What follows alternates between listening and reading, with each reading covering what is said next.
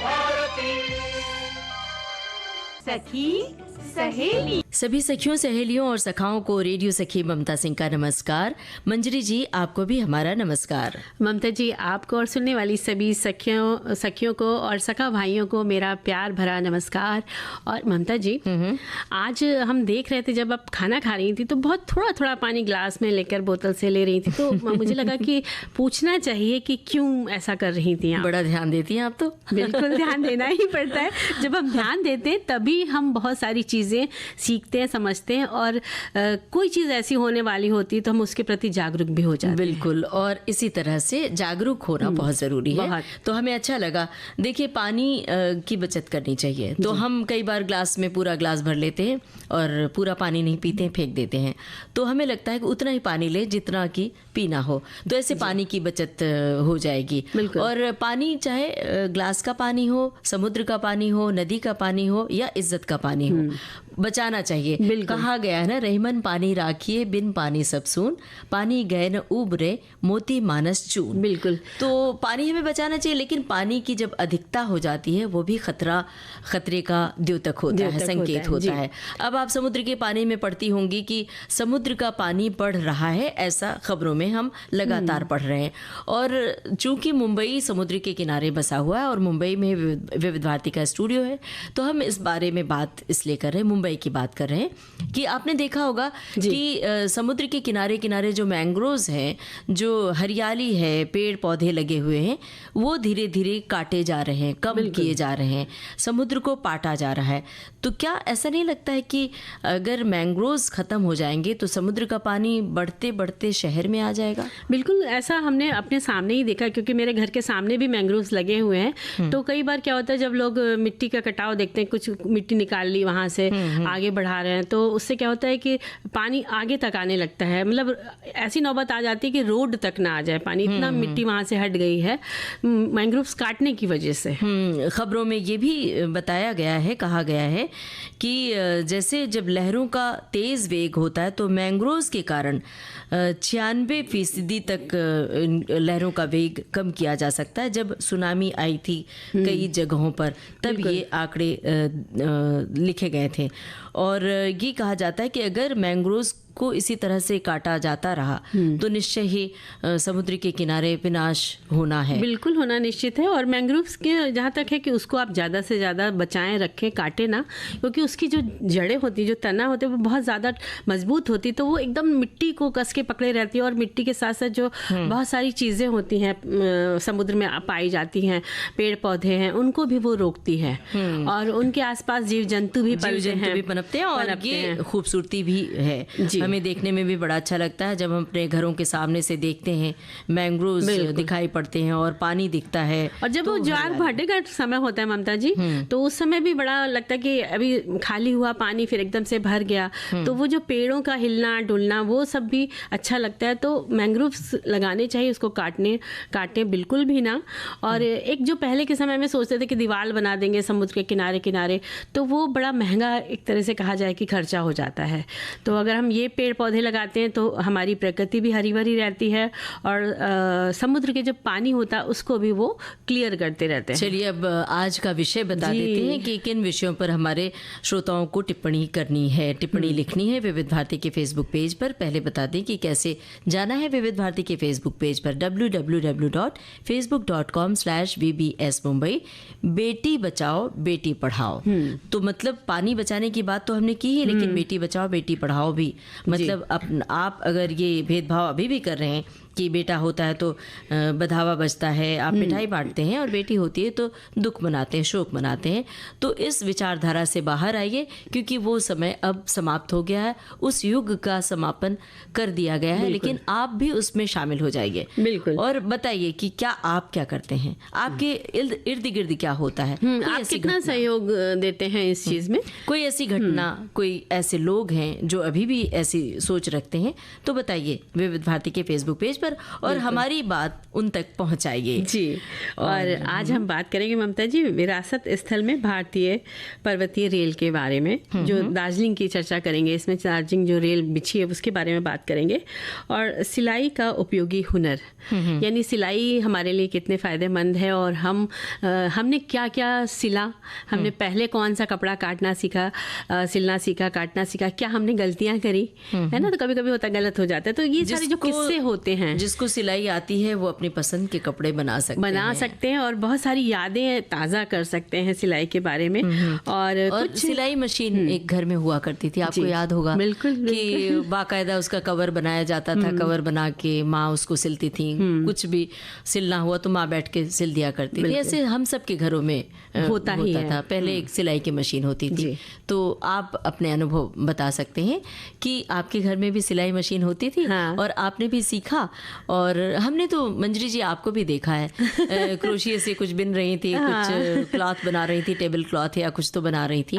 तो बड़ा अच्छा लग रहा था। हालांकि अब दौर बदल गया है। अब हम बढ़ावा देते हैं खास तौर से लड़कियों को चाहे लड़कों को कि पढ़ाई पर ध्यान दो, शिक्षा ज़रूरी है। लेकिन जब कभी वक्त मिलता है थोड़ा बहुत तो ये सब भी कर सकते हैं। हुनर आने भी चाहिए।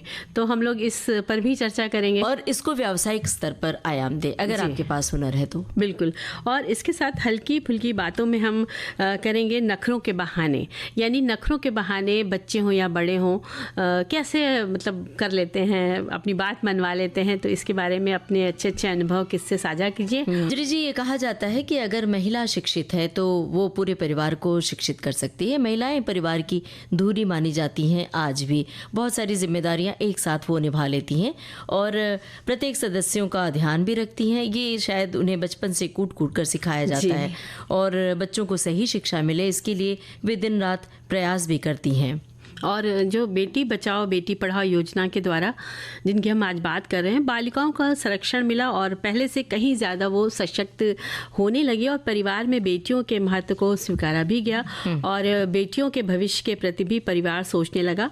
और देखिए ममता जी, बेटा बेटी दोनों एक समान ही होते हैं। अगर हम बेटी की बात कर रहे हैं तो ऐसा नहीं है कि हम ये नहीं चाहते कि बेटा ना पढ़े, मतलब बेटा तो पढ़े ही, लेकिन साथ में जो बेटियों को नहीं पढ़ाने वाले को लोग तैयार होते हैं उन्हें भी बराबरी का दर्जा मिले। और हम यही चाहते हैं कि बेटा बेटी साथ में आगे बढ़ के पढ़ें और हर क्षेत्र में वो लोग जाएं आगे, यही हर की कामना होती है।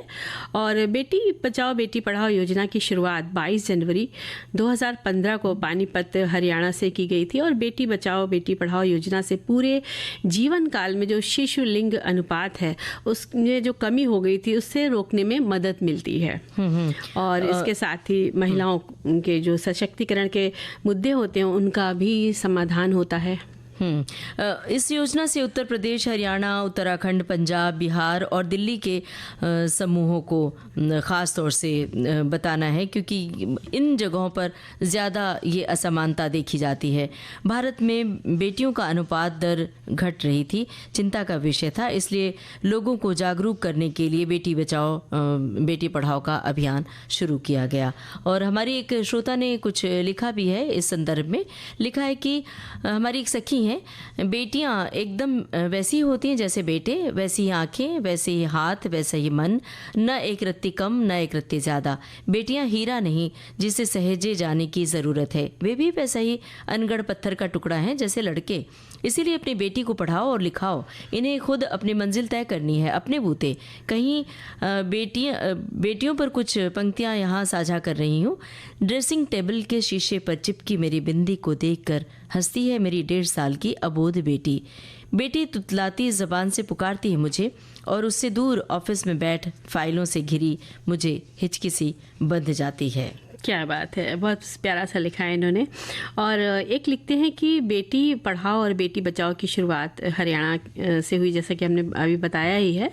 और ये लिखते हैं कि सबसे ज़्यादा चिंताजनक बात है हरियाणा में सबसे पहले वंश चलाने के लिए लड़कों की ज़रूरत है, ना कि लड़कियों को। ये सोच सदियों से लड़कियों को गर्भ के दौरान ही ख़त्म कर दिया जाता था। ये अभियान पूरे देश में चला, इसका असर भी होने लगा और उस जगह भी हरियाणा में भी लड़कियों की संख्या बढ़ने लगी, जो अच्छी बात थी। लेकिन अच्छी अच्छी बात थी। लड़कियां लड़कों के मुकाबले कम नहीं है, किसी भी क्षेत्र में लड़कों के साथ कंधे से कंधा मिलाकर काम कर रही हैं। पढ़ाई, विज्ञान, फैशन, मॉडलिंग और सिनेमा में आजकल लड़कियों का बोलबाला है। कल्पना चावला की बात करें, चाहे ऐश्वर्या है या सुष्मिता सेन है, बछेंद्री पाल है, संतोष यादव, मतलब जाने कितने नाम हैं जो आज देश का नाम रोशन कर रही हैं। और ब्रेक पर जाने से पहले बेटी और बेटों की समानता की बातें कर रहे थे। हमारे एक श्रोता ने लिखा है कि जिस घर में, हमारी ये सखी हैं लिखने वाली, जिस घर में बेटियां चहकती हैं वो घर भाग्यशाली होता है। अपनी बेटियों को पढ़ाना लिखाना हमारी सबसे बड़ी जिम्मेदारी है। आज बेटियां विदेश सेवा में हैं, खेलों में हैं, आर्मी में, फाइटर पायलट हैं, राजनीति में हैं, हर जगह बेहतरीन तरीके से अपने देश को, खुद को, अपने परिवार को रिप्रेजेंट कर रही हैं। खुद ही सोचिए, क्या बेटों की सफलता और बेटियों की सफलता में फर्क है? नहीं, फर्क सिर्फ सोच का है। कल को बचाना है, भविष्य को बचाना है तो बेटी बचाइए और पढ़ाइए। बिल्कुल। और बेटी जो सपना देखती है उसको साकार करने के लिए उनको आप लोग के सहयोग की ज़रूरत होती है। माता पिता के सहयोग, परिवार के जो भी सदस्य हैं उनके सहायता वो चाहती है, तो उनकी मदद कीजिए, उनके सपनों को पंख दीजिए जिससे वो आगे उड़ सके, उस क्षेत्र में कार्य कर सके, और जो भी सुविधाएँ होती हैं जो वो करना चाहती हैं उस क्षेत्र से जुड़ी हुई, वो उनको उपलब्ध कराएं। तो बेटियां जाने क्या कर सकती हैं, मतलब हर क्षेत्र में, जैसे अभी पढ़ाई था आपने संदेश में, तो बहुत कुछ कर सकती हैं, आगे बढ़ सकती हैं और कर ही रही हैं, जैसे कि है ना। इसे अपने विचारों को समृद्ध करने की ज़रूरत है। अगर हम विचारों से समृद्ध होंगे तभी समाज में इस तरह का बदलाव आ सकता है। समाज में लड़कियों के प्रति जो भेदभाव है वो ख़त्म होना बहुत ज़रूरी है। और जो जैसे कि गर्भवती महिलाएं हैं उनकी देखभाल ज़रूरी है। चिकित्सा की सुविधाएं, पोषण युक्त आहार और स्वच्छता के प्रति सजगता, मतलब जो बात जिस तरह से केयर की जाती है कि एक बेटा अगर पढ़ाई कर रहा है, मान लीजिए किसी इंजीनियरिंग की तैयारी कर रहा है, मेडिकल की ओर जा रहा है, तो देखा है कि माताएं बहुत ध्यान रखती हैं कि अरे बेटा पढ़ रहा है, तो खाने पीने की पौष्टिक चीज़ें ला के रख देती हैं। लेकिन वहीं पर बेटी पढ़ रही होती है तो उतनी केयर नहीं की जाती है। हालांकि अभी सोच में बदलाव आ रहा है लगातार, लेकिन बहुत सारे क्षेत्र ऐसे हैं जहां अभी भी इस विषय पर सोचा नहीं जाता। आदतन लोग ये भेदभाव करते हैं, तो इस आदत को ख़त्म करने की ज़रूरत है। बिल्कुल सही कहा आपने।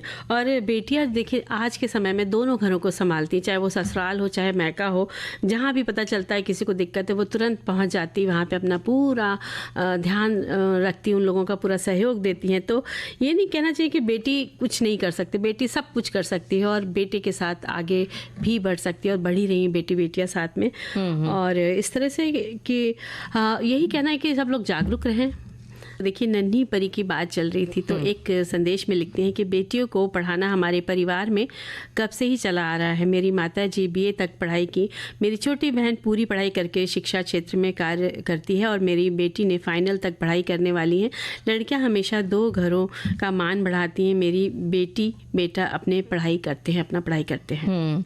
और आज हम कहीं चलते हैं थोड़ी जानकारी के साथ। भारतीय विरासत स्थल के बारे में हम जानकारी दे रहे हैं। भारतीय पर्वतीय रेल दार्जिलिंग, ये वो रेल लाइंस हैं जो भारत के पहाड़ों पर बनाई गई हैं, जिसमें से 3 को यूनेस्को की विश्व धरोहर स्थल के रूप में स्थान दिया गया है। वो हैं दार्जिलिंग हिमालयी रेल, नीलगिरी पर्वतीय रेल और कालका शिमला रेलवे को सामूहिक रूप से भारत की पर्वतीय रेल की श्रेणी में नामित किया गया है।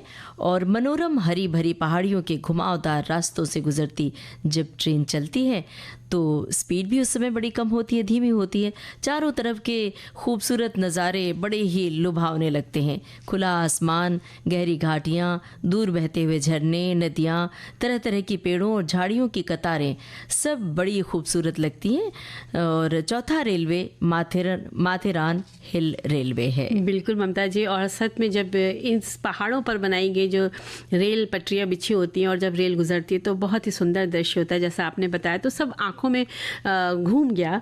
और बात करें भारत के इन भागों में नैरो गेज रेलवे लाइन जो हैं, जो कि पहाड़ों के विशाल लंबे दर्रों के नीचे सुरंग से गुजरती हैं, और इनमें एक और कांगड़ा वैली रेलवे भी है और यहाँ भाप के इंजनों से सफ़र किया जाता है। दार्जिलिंग हिमालयन रेलवे, जिसे DHR भी कहा जाता है, भारत के 3 पर्वतीय रेल मार्गों में से पहला था, जिसे सन 1999 में विश्व धरोहर सूची में शामिल किया गया था। और साल 2005 और 2008 में इस संपत्ति का जो था बहुत विस्तार किया गया, जिसमें 2 अन्य रेल मार्ग, जैसे आपने बताया ही अभी कि नीलगिरी और कालका रेलवे को भी शामिल किया गया था, और तभी से इसे भारत का पर्वतीय रेलवे नाम करा गया। और जो पहले स्थान पर है वो है दार्जिलिंग हिमालयन रेलवे। सन 1881 दार्जिलिंग स्टीम ट्रामवे कंपनी ने इसकी शुरुआत की थी, और इन पहाड़ी इलाकों और सुंदर दृश्यों से लोगों को दिखाने के लिए कुशल इंजीनियरिंग तकनीकों का इस्तेमाल कर साहसिक कार्य को अच्छी तरह से किया गया था, क्योंकि ऐसी जगहों पर बड़ी चुनौतियां आती हैं कि कितनी चढ़ाई होगी और कितना ढलान होगा, घुमावदार हिस्से होते हैं, और लाइनें यानी पटरियां भी उसी हिसाब से बनाई जाती हैं, बिछाई जाती है। तो बड़ा रिसर्च करके कहना चाहिए तब यहाँ पर कार्य किया जाता है। क्योंकि बहुत सारे घुमावदार हिस्से होते हैं, कहीं पुल से गाड़ी गुजरती है तो कहीं सकरे रास्तों पर गुजरती है गाड़ी। इसके लिए जो शोध किए जाते हैं, बड़े बड़े टीम होती है, वहाँ पर टीम शामिल होती है जो शोध करती है, विश्लेषण किए जाते हैं, और वर्षों की मेहनत के बाद हम पर्यटकों के लिए वो मार्ग खोला जाता है। यहाँ जो डिज़ाइन पास होता है तो भारत के पश्चिम दार्जिलिंग और फ्रांस के क्षेत्र के बीच सहयोग के ढांचे में पहले कदम के रूप में प्रस्तावित किया गया था जब ये रेलवे लाइन की शुरुआत की गई थी। जी, और कई मिशनों और आदान प्रदान के बाद इस पर कार्यवाही की गई, और वहाँ की जलवायु भी देखनी पड़ती है, और सामाजिक आर्थिक स्थिति और साइट का पर्यावरण और वन्य जीवन, यानी जो वहाँ पर आसपास चीज़ें होती हैं उन सबका बराबर ध्यान रखकर अध्ययन करके तभी बहुत सी चीज़ों को शामिल किया जाता है, और जिससे वहाँ पर किसी को दिक्कत ना हो, लेकिन दिक्कतें जो होती थी उनको भी दूर किया जाता है वहाँ पर। और इस तरह से वो जब ये कार्य आगे बढ़ जाता है तो पर्यटन उद्योग में भी वृद्धि होने लग जाती है।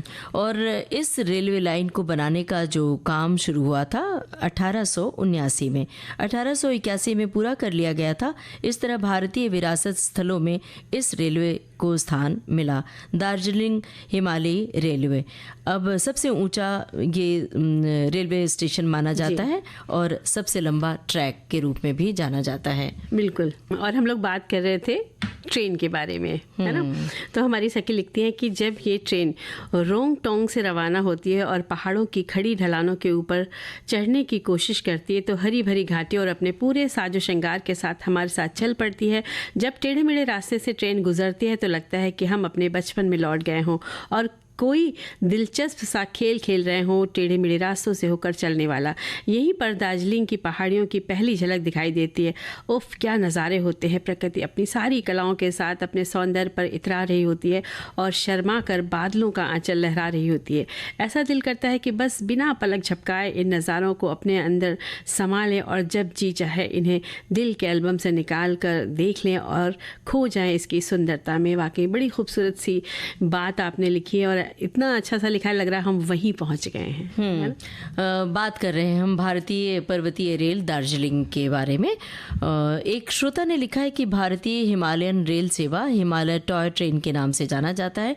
2 फीट गेज रेलवे है जो भारत के पश्चिम बंगाल राज्य में न्यू जलपाईगुड़ी और दार्जिलिंग के बीच चलती है।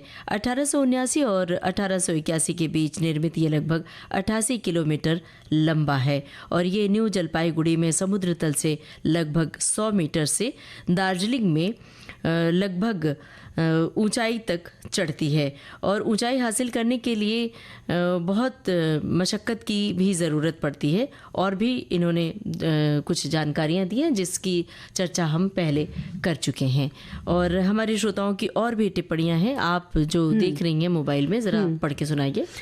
लिखते हैं कि भारत के पर्वतीय रेल मार्गों की ख़ास बातें। ये रेलवे लाइनें भारत के पहाड़ों में बनाई गई हैं। इनमें से ज़्यादातर रेलवे नैरो गेज हैं। नीलगिरी पर्वतीय रेलवे भारत की एकमात्र रैक और पिनियन रेलवे है। कालका शिमला रेलवे को टॉय ट्रेन के नाम से भी जाना जाता है। इन रेल मार्गों ने ऊबड़ खाबड़ पहाड़ी इलाकों में रेल संपर्क स्थापित करने में अहम भूमिका निभाई है। ये रेल मार्ग पहाड़ियों और आसपास के गांवों के खूबसूरत नज़ारों के लिए भी जाने जाते हैं। वाकई जब यहाँ की यात्रा करने का मौका मिलता है तो बहुत अच्छा लगता है। और इस तरह से एक संदेश में लिखते हैं कि Darjeeling Himalayan railway DHR Bharat के 3 पर्वतीय रेल मार्गों में से पहला था, जिसे 1999 में विश्व धरोहर सूची में शामिल किया गया था। ये ट्रेन दार्जिलिंग और न्यू जलपाईगुड़ी के बीच 78 किलोमीटर की दूरी तय करती है। ट्रेन घुमावदार पटरियों, स्विचबैंक, हेयरपिन मोड, सुरंगों और पुलों से होकर गुजरती है, जिससे ये एक यादगार यात्रा बन जाती है। और ममता जी, वाकई में जब भी हम ट्रेन से सफ़र कर रहे होते हैं, जब सुरंग आती है तो ट्रेन में अंधेरा हो जाता है। तो जब बच्चे थे तो बड़ा मज़ा आता था कि एकदम से अंधेरा हो गया, तो एक दूसरे को डराने का भी एक अपना अलग अनुभव होता है इस तरह के सफ़र में। आज हम लोग बात करने वाले हैं सिलाई का उपयोगी हुनर। सिलाई अपने हाथों का, ममता जी, वो हुनर है, कौशल है, जिसके सहारे हम घर में सबके कपड़े सिल सकते हैं। इसके द्वारा खाली समय में आपकी रचनात्मक शक्ति का विकास होता है और जब कुछ घंटों की मेहनत के बाद जब कपड़ा सिल जाता है तो उसे देखकर, पहनकर बहुत खुशी होती है। और अपने मन माफिक सिला जा सकता है ना, अगर सिलाई का हुनर है तो। और अगर आप कर सकते हैं, सिलाई कर सकती हैं या कर सकते हैं, तो बचे हुए कपड़ों से भी बहुत सारी चीज़ें बनाई जा सकती हैं। जैसे बैग, कवर है, किसी चीज़ का कवर, मतलब टेबल कवर या सोफ़ा कवर, डोर मैट बना सकती हैं। पहले के समय में घर में सभी महिलाएं कुछ न कुछ हस्त कौशल सीखा करती थीं। एक साथ दोपहर में बैठकर सिलाई, कढ़ाई, बुनाई किया करती थीं। जैसे कि तमाम तरह के कपड़े सिल लिया करती थी। तकिए के कवर है, रज़ाई के खोल, छोटे बच्चों के झबले, छोटे बच्चों के घर के पहने के कपड़े, ये महिलाएं काम किया करती थी। लेकिन दौर धीरे धीरे बदला और अब ज़्यादातर सिलाई का काम पुरुषों के हाथ ही आ गया, मत्थे आ गया। आप देखिए ना, ज़्यादातर टेलर आपको पुरुष टेलर ही दिखाई देते हैं और वो सिलते भी बहुत बढ़िया है। और सिर्फ ये सिलाई तक, घर के हुनर तक नहीं सीमित रह गया, चाहे महिला हो चाहे पुरुष हो, इसे व्यावसायिक स्तर पर आयाम दिया जा सकता है। व्यावसायिक रूप और अच्छा खासा कमाई का जरिया है सिलाई। बिल्कुल। और आज के समय में देखा जाए तो सिलाई के बारे में इतनी सारी, मतलब वेरिएशन आ गया है, उनके डिज़ाइंस में आ गया है। चाहे किसी भी कपड़े की बात करें, चाहे हमें जैसे एक ब्लाउज ही सिलवाना है तो उसके गले के डिज़ाइंस में बहुत सारे बदलाव आ गए हैं। पीछे का गला कैसा होना चाहिए, उसकी आस्तीन में कितनी तरह की डिज़ाइन, डोरी की है, पट्टी वाली डिज़ाइन है और खूब लेस वगैरह की डिज़ाइन लगा के, झालर बना के, मतलब डिज़ाइन बदलती ही जा रही है दिन पर दिन। हमारी एक सखी है जिन्होंने लिखा है कि सिलाई का हुनर ऐसा है जिससे महिलाएं आत्मनिर्भर बन सकती हैं। पहले के समय जब हम स्कूल में पढ़ते थे तब अनिवार्य रूप से होम साइंस हुआ करता था, जिसमें सिलाई सिखाई जाती थी और माएँ सिलाई में पारंगत हुआ करती थी। इसलिए सिलाई का हुनर लड़कियां आसानी से सीख जाती थीं। आज भी बहुत सारे सेंटर हैं जहां सिलाई सिखाई जा रही है, जहां पर महिलाएं सीख कर घर बैठे हज़ारों रुपए नहीं बल्कि लाखों रुपए कमा रही हैं। चाहे वो ब्लाउज़ हो, सूट हो, राजस्थानी पोशाक, गाउन वगैरह सिलने वाली महिलाओं की हमारे यहाँ काफ़ी तादाद है। मुझे भी सिलाई आती है और मेरी बेटी भी अपने सूट वगैरह खुद ही सिल लेती है। रेडीमेड हो तो फिटिंग वगैरह भी कर लेती है। आप घर में सिलकर कपड़े आप शॉप में दे सकती हैं, दुकान में भेज सकती हैं। अब तो बड़े बड़े मॉल हैं, वहाँ पर व्यापार भी कर सकती हैं। बिल्कुल। अगर आप सिलती हैं कुछ भी चीज़ें तो आप ऑनलाइन भी सुविधा है कि आप फ़ोटो खींच के सोशल मीडिया पे भी डाल करके आप बिजनेस कर सकती हैं। और आप माउथ पब्लिसिटी के द्वारा घर के आसपास भी जो चीज़ें, मान लीजिए जैसे आप बैग बनाने का आपने सोच लिया तो आप कई तरीके के बैग बनाइए, उसको सिलिए, उसमें पेंट करिए और फिर आप आसपास वितरण के लिए लगा दीजिए कि हम यहाँ पे सेल करना चाहते हैं। तो ऐसे भी आप अपने आप में पैसे कमा सकती हैं। ये सिलाई की खटर पटर यूं ही नहीं होती, इससे बाकायदा आय का जरिया होता है और ये हुनर के साथ साथ व्यवसाय भी है। एक श्रोता ने लिखा है कि सिलाई वाले विषय से कुछ बीते हुए दिन याद आ गए। मैं छोटा था तब मेरे घर में पैरदान वाली सिलाई मशीन आ गई थी। अपनी बड़ी दीदी के साथ धीरे धीरे मशीन चलाना सीख गया। आज भी ज़रूरत के समय मशीन चलाता हूँ। नए कपड़े तो नहीं बना सकता, लेकिन पुराने कपड़े में अगर कोई काम निकलता है तो खुद ही कर लेता हूँ। मेरी शादी में एक हाथ मशीन भी मिली थी। इस तरह वर्तमान में 2 सिलाई मशीन है।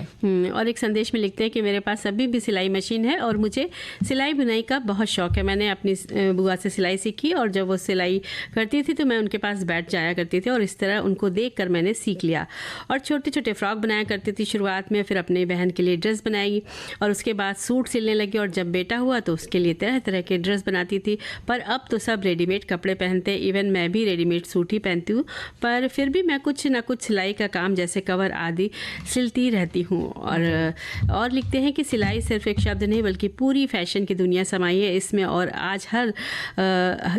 आज जब हर रोज़ एक नया फैशन ट्रेंड निकल रहा है तो सिलाई रोज़गार का बेहतरीन साधन तो बन ही सकता है, साथ ही खुद की एक अलग पहचान बनाने में सहायक हो सकता है, क्योंकि हम अपना खुद का ब्रांड निकाल सकते हैं, कुछ नया डिज़ाइन करके अपने को फैशन इंडस्ट्री का हिस्सा बना सकते हैं। चाहे वो बच्चों के कपड़ों की बात हो या डिज़ाइनर साड़ी कुर्ते या कुछ भी, सिलाई का बाज़ार और उसमें सफलता की भावनाओं का विस्तार कर इतना ही है कि अगर धैर्य, समझदारी और कार्यकुशलता से हो तो सफलता पक्की है। वाकई सिलाई के लिए काम के लिए हमें मेहनत तो है ही, लेकिन साथ में धैर्य भी रखना पड़ता है और जब कपड़ा सिल जाता है तो बहुत अच्छा लगता है। और एक श्रोता ने ये भी लिखा है कि मेरे पास अभी भी सिलाई मशीन है, मुझे सिलाई बुनाई का बहुत शौक है और मैंने अपनी बुआ से सिलाई सीखी थी। जब भी वो सिलाई करती मैं उनके पास बैठ जाती थी और इस तरह उनको देख कर मैं भी सीख ली और शुरुआत में छोटे छोटे फ्रॉक बनाती थी। उसके बाद अपनी बहन के लिए ड्रेस बनाने लगी, बाद में अपना सूट भी सिलने लगी और जब बेटा हुआ तो उसके लिए भी तरह तरह के ड्रेस बनाती थी। अब इनकी बात से एक बात हमें याद आ गई कि मेरी माँ भी सिलाई मशीन से सिलाई किया करती थी और जो कपड़े बच जाते थे तो उन कपड़ों के टुकड़ों को इकट्ठा किया और बहुत सुंदर, बहुत बड़ी सी गुड़िया बनाई थी। क्या बात। तो वो जो कपड़े वाली गुड़िया थी वो चित्र मेरी आंखों के सामने आज भी ताज़ा हो गई अभी बात करते हुए। हालांकि वो गुड़िया अब नहीं है, लेकिन ऐसे लगता था कि वो जीवंत है, बाकायदा मेरी सहेली बन के मैं उससे बातें किया करती थी। तो सिलाई मशीन का ये भी फायदा है। तो देखिए, नखरों की बात जहाँ तक आती है तो नखरों के साथ साथ बहाने उसके खूब बना लिए जाते हैं। जैसे चाय न पीने के बहाने। हाँ, चाय जैसे मैं आपसे कह रही थी चाय पी लीजिए तो आप नखरे दिखा रहे नहीं पीनी है ना। तो इस तरह के खाने पीने से लेके कपड़ों पहनने से लेके खरीदारी करने, मतलब सब में मन मर्जी जिसे कहते हैं चलानी चाहिए। चला लेते हैं लोग। कुछ लोगों को नखरे करने का शौक होता है, कुछ लोगों को नखरे उठवाने का शौक होता है। बिल्कुल, कि सामने वाला आपके नखरे को सहे। और देखिए, संदेश में भी लिखते हैं कि नखरों की बात करें तो हमारे भतीजे साहब जो कि 10 वर्ष के हुए हैं और भांजे साहब जो 12 वर्ष के हैं, इतने ज़्यादा नखरे हैं दोनों के, यहाँ तक कि खाने में सब्जी या दाल खिलाने के लिए उन्हें लालच देना पड़ता है कि अगर सब्जी खाओगे तो तुम्हें नया पेन मिलेगा या टॉय मिलेगा, तब थोड़ा सा खाते हैं। पढ़ाई करोगे तो फर्स्ट आए तो पिज़्ज़ा या बर्गर पार्टी मिलेगी, तब पढ़ने बैठते हैं। उफ, पूछे मत नखरों का हाल। भाई नखरे तो सभी में होते हैं, चाहे बड़े हो चाहे बच्चे हों। कभी अपने गुस्से को दिखाने के लिए लोग नखरा करते हैं, कभी अपनी जिद को मनवाने के लिए। वयस्क बच्चों में सभी में होते हैं, बच्चों और लड़कियों में कुछ ज़्यादा ही होते हैं नखरे। कहा जाता है कि लड़कियां बड़ी नखरे वाली होती हैं और नखरे भी वही होते हैं जब नखरे करने वाला जानता है कि मैं यहाँ नखरे दिखाकर अपनी बात मनवा लूँगी, पूरी कर लूँगी। और धीरे धीरे यही नखरा जब जिद में बदल जाता है। नखरे तब होते हैं जब बच्चा कोई किसी तीव्र भावना से अभिभूत महसूस करता है। नखरा जब जिद में बदल जाए तब थोड़ी मुश्किल भी आती है। बिल्कुल आ जाती है।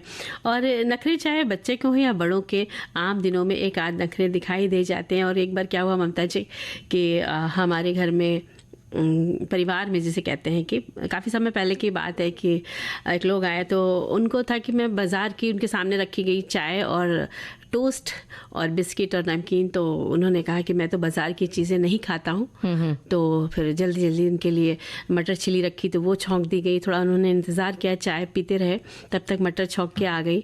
तो उस समय हम छोटे से रहे थे, तो उन्होंने गलती से मटर 1 चम्मच खाई और साथ में टोस्ट चाय में डुबो के खा लिया। जैसे उन्होंने खाया, मुंह के अंदर रखा तो मेरे मुंह से निकल गया, अभी तो आप कह रहे थे कि आप बाजार का नहीं खाते। अब ना तो उनसे खाते बने ना नहीं खाते बने। तो ये मतलब जब कोई मेहमान आता है और मेहमान अगर नखरे दिखाए तो कई बार भारी भी पड़ता है, मुश्किल भी हो जाता है। जैसे आने वाला मेहमान कहे कि अरे हम तो मिर्च मसाले वाला ही खाना खाते हैं, लाल मिर्च चाहिए, हरी मिर्च वाली सब्जी नहीं चाहिए, या फिर अपनी चॉइस लगातार थोपते हैं, तो मुश्किल भी पड़ पड़ती है। तो ऐसे नखरे न ही दिखाए जाएं तो बेहतर होता है। अब देखिए ना, हमारे एक श्रोता ने लिखा है कि बच्चों के नखरे एक आम समस्या है जिसका सामना अधिकांश माता पिता करते हैं।